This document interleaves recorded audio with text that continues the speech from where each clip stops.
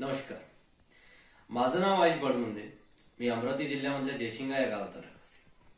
तर आज मी तुमच्यासमोर माझी एक कविता प्रस्तुत करणार आहे. ती कविता शेतकरी म्हणजेच कास्तकार यांच्या जीवनजीवनी दिनचर्येवर तसंच त्याच्या व्यथेवर आहे. सगळीकडे पाहतो तर चाकराची धूम, सगळीकडे पाहतो तर चाकराची धूम, शेतकरी सहन करत आहे शेतामधली धूप. सगळीकडे पाहतो चाकराची धूम, शेतकरी सहन करतायत शेतामधली धूप. मागे पुढे पाहतो काही बोलायला पाहतो, मागे पुढे पाहतो काही बोलायला पाहतो. कास्तकाराची व्यथा मी माझ्या शब्दात रेखायला पाहतो. एक पीक आले हाती दुसऱ्या पिकाचं काय, एक पीक आले हाती दुसऱ्या पिकाचं काय.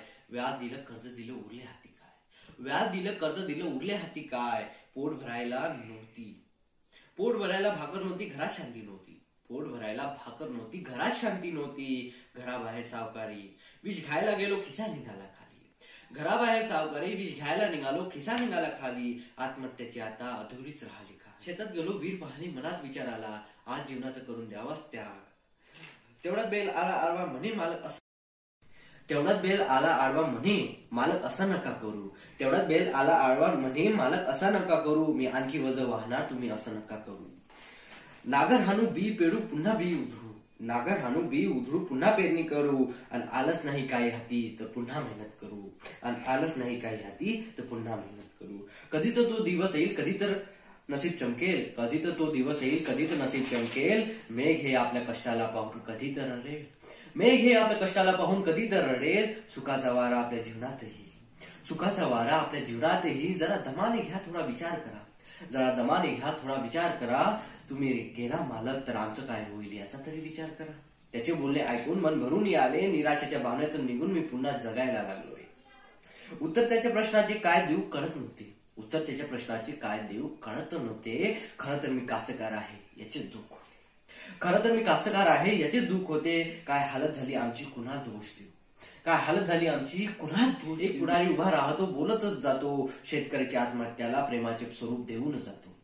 एक पुढारी उभा राहतो बोलतच जातो, शेतकऱ्याच्या आत्महत्याला प्रेम प्रकरणाचे स्वरूप देऊन जातो. खरंच आहे खोटं नाही यात काही बोलायला, खरंच आहे खोटं नाही यात काही आहे, खोटं नाही यात काही बोलायला. प्रेम प्रकरण पिकाविषयी स्नेह होते ते, खरंच आहे खोटं नाही यात काही बोलायला. प्रेम प्रकरणच होते ते, कास्तकाराचे त्याच्या पिकावरती स्नेह. खरं तर काय सांगू तुम्हाला या प्रकरणाबद्दल, खरं तर काय सांगू तुम्हाला या प्रकरणाबद्दल. मेघ आलाच नाही वर्षाव झालाच नाही, मेघ आलाच नाही वर्षाव झालाच नाही.